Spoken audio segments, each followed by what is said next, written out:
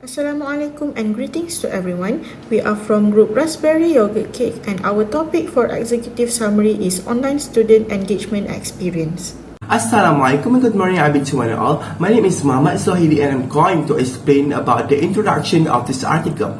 The purpose of this research was to look into the distinctive experiences of online students in the Irish higher education system. While online learning is rising globally and giving more flexible education possibilities, its prevalence in Ireland is lower than in nations such as Australia and the United States. However, as seen by the rise of government-sponsored Springboard degree program, there has been an increase in the enrollment of students in online higher education courses in Ireland. Unfortunately, there is a lack of research on the experiences of online students in the Irish higher education system. To fill this research gap, the study focused on the experience of online students enrolled in Dublin City University's DC Connected program. The goal was to obtain the deeper understanding of this specific student cohort within the context of Irish higher education. To investigate these factors, the study adopts Kahoot's holistic conceptual framework of students' engagements. This framework places the student at the center and considers the interaction within the social-cultural context, structural and psychosocial influences, the process of engagement itself, and the immediate and long-term consequences of engagement.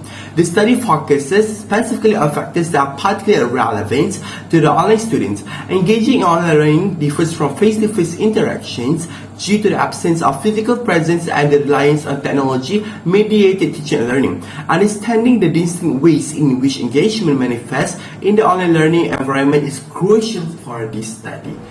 Next, for the procedure used, the DCU Connected Strategies for Online Student Engagement emphasize open access admission, strategic transition, flexible progression routes, layered support, student skills development, and programmatic online learning and assessment design.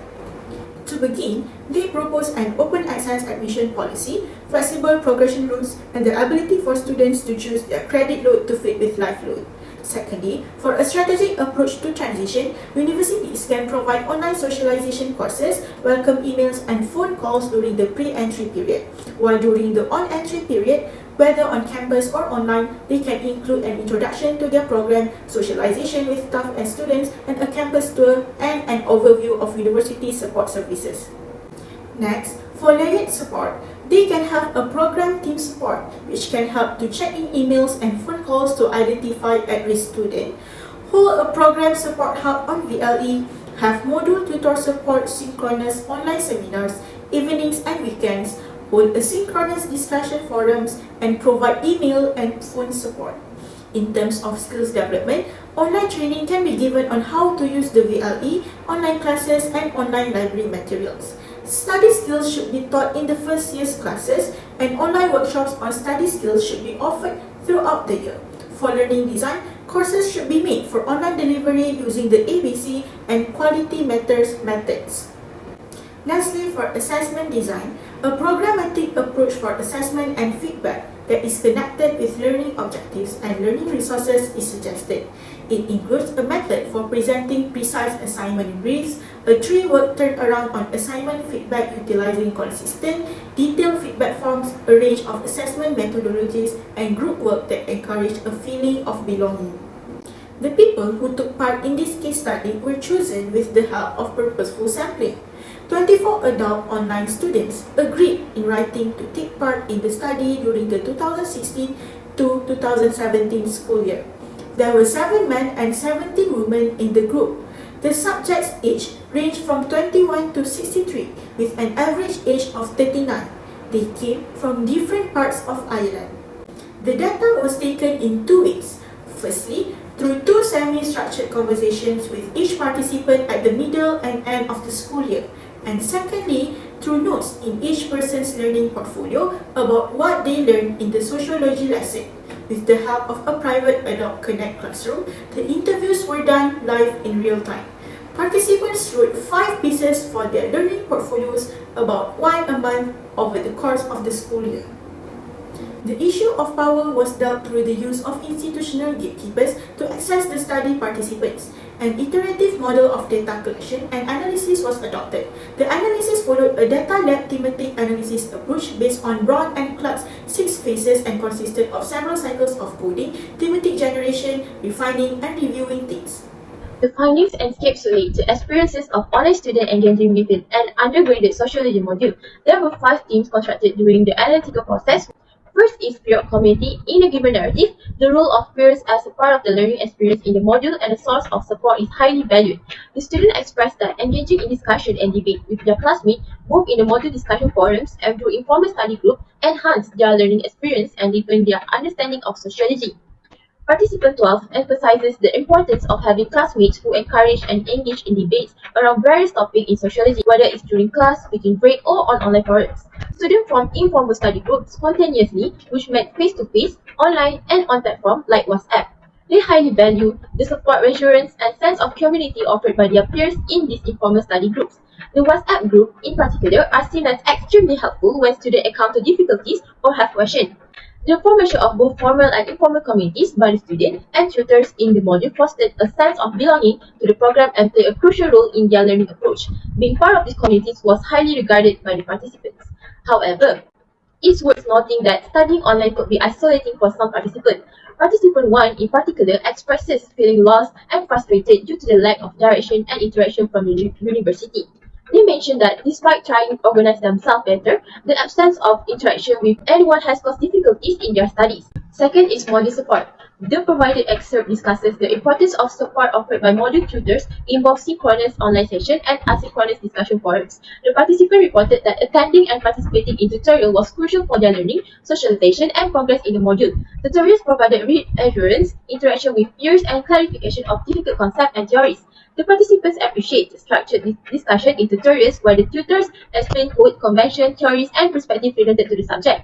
Real-life examples provided by the tutor help them understand and remember the material better. The interaction among the group during tutorial was particularly useful, especially when the participants were working on assignment. The tutor's role was significant in helping participants overcome. Some participants found online discussion forums to be a useful medium for interactive discussion and viewing other students' questions and concerns. However, not all participants felt comfortable interacting on discussion forums. Some participants felt nervous, exposed, and disinclined to post due to concern about how their contribution would be received by the others. Overall, while some participants found the discussion forum valuable, it was evident that they did not meet the support needs of all students. Third is studying while balancing life commitment. The data indicates that participants found it difficult to manage competing demands and allocate sufficient time for studying and completing assignments. Balancing this commitment put them under significant pressure, and unexpected personal problems could cause them to fall behind in their studies.